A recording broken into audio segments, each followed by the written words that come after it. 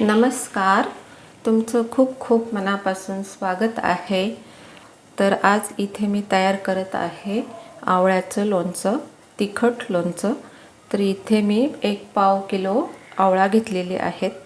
हे बघा, हिरवीगार असे आवळा आहेत। 2-3 दिवस अगोदरच आणलेले आहेत, पण हरकत नाही। आणि इथे मी तर गॅसवर आहे, पाणी उकळलेलं आहे आणि गॅसवर वाफवून घेणार आहे।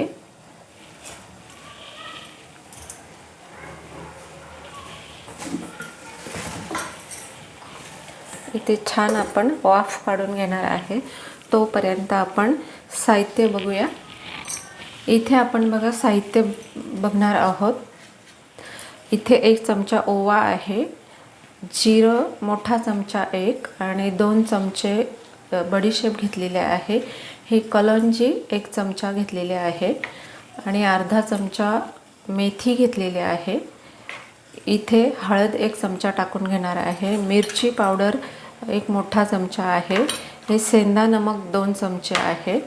मोहरी 1 चमचा टाकणार आहोत आणि साधा मीठ 1 चमचा आहे। इथे 5-6 लवंग घेतलेल्या आहेत आणि 5-6 मिरीचे दाणे घेतलेले आहेत। तर हे सर्व साहित्य आपण एकत्र भाजून घेणार आहोत आणि मेथी भाजणार नाही, कारण मेथी भाजल्यानंतर खूप कडू होते, त्यानंतरच आपण टाकणार आहोत। तर एका साहित्यामध्ये मी सर्व साहित्य भाजून घेते। तोपर्यंत आपले आवळा उकडत आहेत।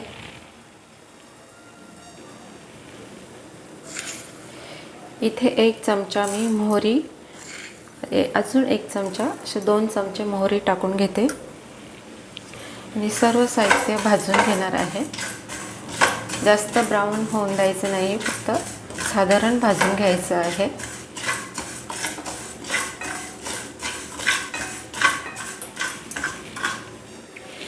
इथे छान आपलं सर्व साहित्य भाजून झालेलं आहे।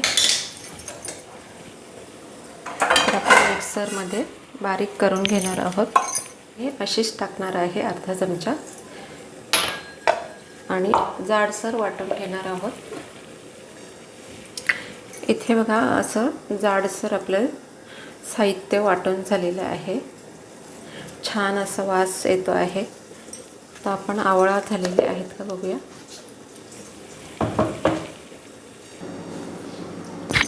तर इथे आवळा छान उकडलेली आहेत, तर थंड होऊन द्यायचे आहेत। असे तडे गेलेले आहेत आवळाला, बघू शकता।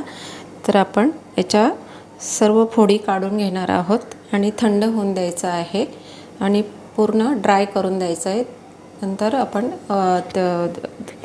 इथे बघा, आपल्या छान फोड्या अशा तयार झालेल्या आहेत, वाफवून घेतलेल्या आहेत आणि थोड्या कोरड्या करून घेतल्या। खूप छान झालेल्या आहेत। आता इथे आपण सेंधा नमक टाकून घेणार आहोत।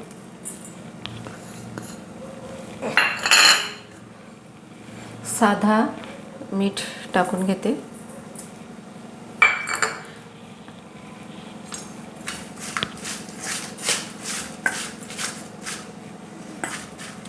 गॅसवर मी तेल तापून घेतलं होतं, नॉर्मल गरम ठेवलेलं आहे। तर त्यामध्ये पहिल्यांदा हिंग आपण टाकून घेणार आहोत,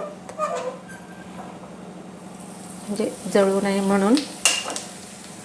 आणि त्यानंतर आपण बारीक केलेलं सर्व साहित्य ते सुद्धा, कारण ह्याच्यामध्ये नॉर्मल फोडणी राहते। आणि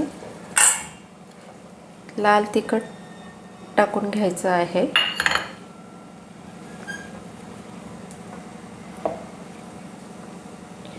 हळद टाकून घेते।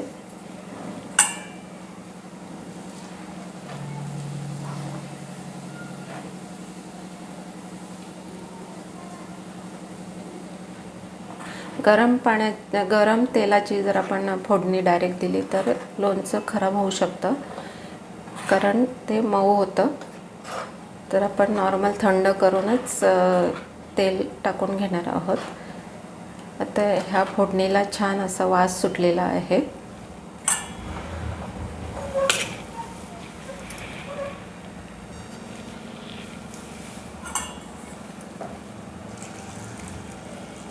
सर्व साहित्य आपण टाकून घेणार आहोत.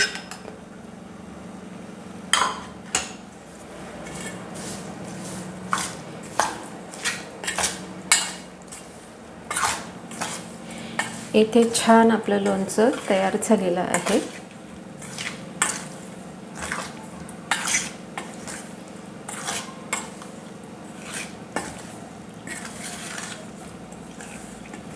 खूप छान वास सुटलेला आहे. तुम्ही एकदा नक्की करून बघा.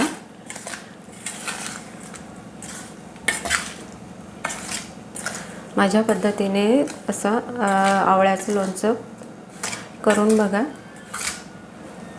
इथे मी काचेची बरणी घेतलेली आहे. शक्यतो काचेचीच बरणी घ्यायची. प्लास्टिकच्या बरणीमध्ये सुद्धा खराब होऊ शकतो.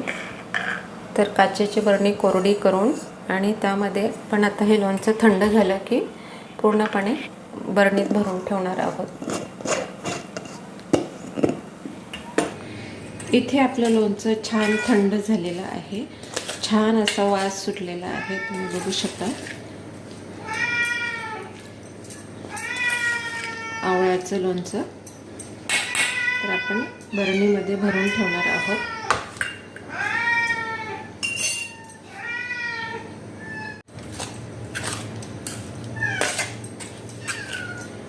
छान 8 दिवस मुरून द्यायचं आणि खायला घ्यायचं. आपण बरणीमध्ये भरून ठेवणार आहोत.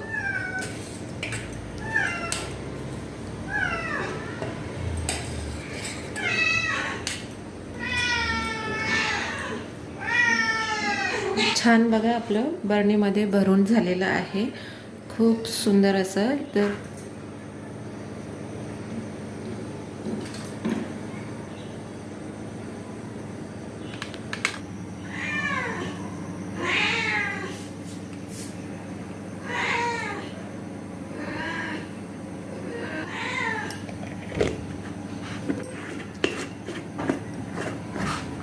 बंद असं झाकण लावून छान हवा बंद असं बरणीमध्ये मी ठेवून दिलेलं आहे.